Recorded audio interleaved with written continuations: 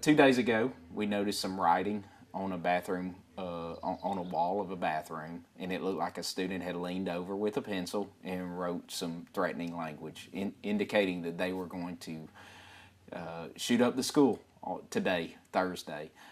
They had a date. We immediately began investigating. Looked at camera footage of students going in and out of the restroom, questioning students, trying to pinpoint the time, and we're continuing to work on that. But we felt like it was important to let parents know. We know that there's a lot of anxiety about school safety and concern among parents, so we put out an initial call out on Tuesday night, and then we put out a follow-up yesterday morning, which gave more details about it. We listened to the community, and they shared that they needed to know more information about it to make the right decision for their child. So we put out more information. We shared what the writing was when we saw it. We encouraged parents to come to send their student to school today because we felt like the situation was safe, and we continue to feel like it's safe. We feel like it's a prank to distract from school. But at the same time, we understand any decision that parents made today. We have had low attendance today, but we're carrying forward with school. We're educating the students that are there, and we're continuing to investigate the matter. And you mentioned that it's a prank, and we all know that's nothing to joke about. And does Vidor ISD take these type of things very serious? We do. Whenever we can pinpoint who it is, we will take serious action against them. And the question has been, how do you know it's a prank? We don't know 100% definitively, but so far, all the evidence has been that it's a prank. It seemed to be a quick situation where somebody just leaned over and wrote it.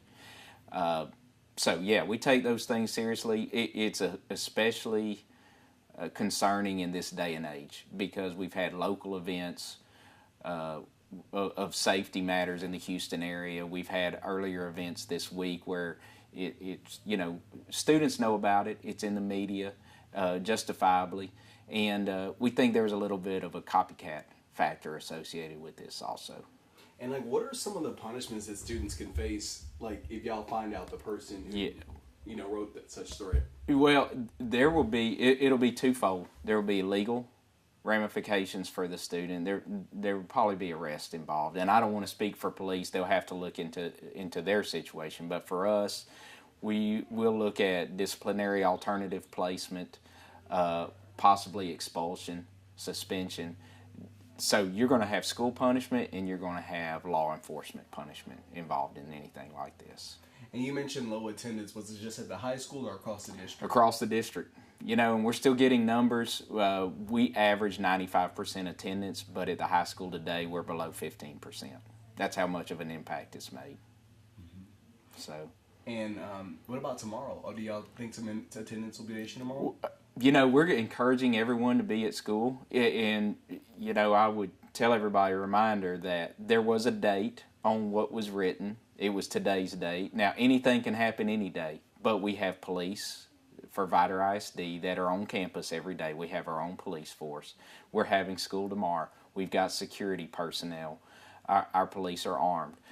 But that's it every day. We're going to continue to be extra vigilant this week, but then moving forward, we're going to follow our same protocols and procedures and ensure everyone that it's a safe environment at Vidor ISD.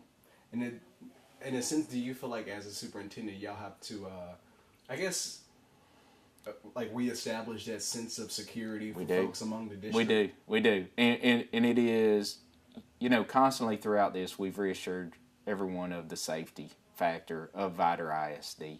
We've reached out to local law enforcement. They've been present at a higher rate. And so, there's a reestablishment of the safety parameters, and we'll go over with our staff, how to handle making sure doors are locked, making sure that you're on duty, keeping an eye out, listening to things students say. We are re-emphasizing all of that, and it's the little things sometimes that play into this. And we think those little things will help us solve that case from earlier this week. And during your 8 years here, have you ever dealt with anything like this that you can remember? No, this is a first one, and I think it is. We've had minor things. We have about 4 years ago. We had some graffiti on a bathroom door that we put out, and we sent a picture but we didn't have the lack of attendance that we had this time.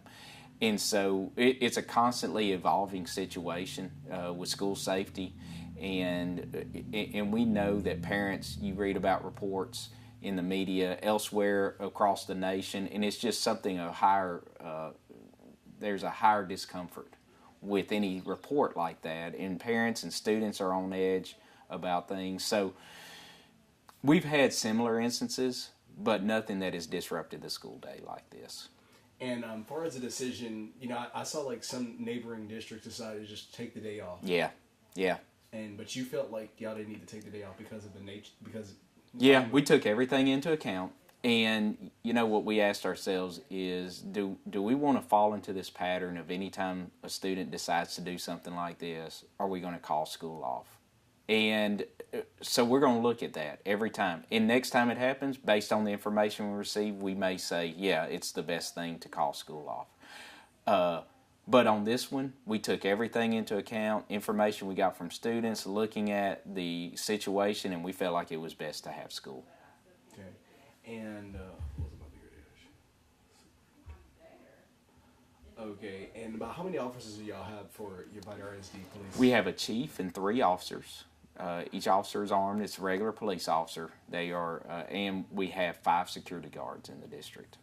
And we spread them out among the campuses. We have at least an officer or security guard at every campus. At the high school, on every day we have an officer and 2 security guards.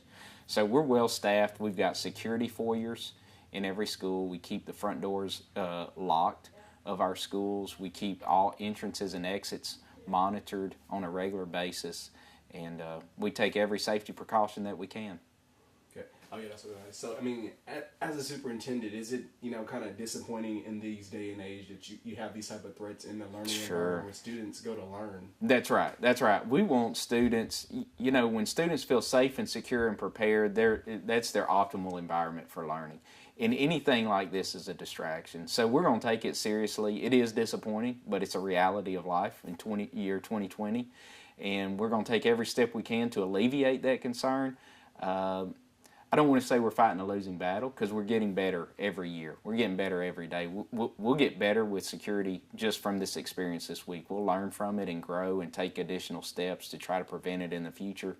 But it's a fact for public schools now that we have to watch out for this, and we have to be prepared to address it whenever it happens. Let me change the shot up real fast. Okay.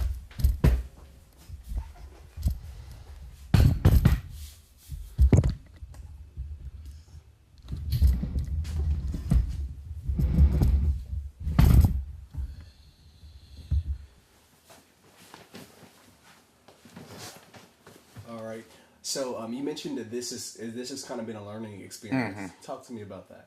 Well, we've received a grant from Texas Education Agency this year to spend money on safety precautions. We got about $70,000 in grant money. We're looking at additional cameras. We're looking at additional radios for our officers, and those are the main 2 purchases. We obviously can't put cameras in restrooms, but we're going to have hallways monitored better. And so one of the things we did on this was we were looking at who went in and out of the restroom. And we'll be able to, we've worked on the timing of this. We're questioning students about when did they see this. We're trying to narrow down that time frame. And being able to put those extra security precautions in, as in cameras, we believe that we'll be able to better pinpoint things like this and address it in the future. And speaking of the future, so I guess y'all are going to, continue your investigation until y'all find out who was in the. Oh yeah, and I will say this: I feel confident that we'll be able to figure this out. The reality is, students eventually talk, and we're going to investigate every lead we get. We've already gotten some, but we're going to continue to listen, and I think we're going to narrow this down pretty quick. Any final thoughts that you'd like folks in the community to know out there? I just want to stress the fact that your student is safe at Vidor ISD. We're taking every step we can. We encourage everyone to be back at school tomorrow. We're ready to teach. We hope all the students are ready to learn, and our doors are open. We're ready for school to take place tomorrow at Vidor ISD, and if you wait till Monday, we're ready Monday. Every day on our school calendar, we're open. We're ready for students to be there. And speaking of tomorrow, will tomorrow be excused absent? We have not made that decision yet. As of right now, we excuse today. The writing on the wall was specific to today, so there's a strong possibility that tomorrow won't be excused. And there's specific criteria as far as what is excused and what's not excused. We have not made that decision yet, and there's a strong possibility that we won't excuse absences tomorrow.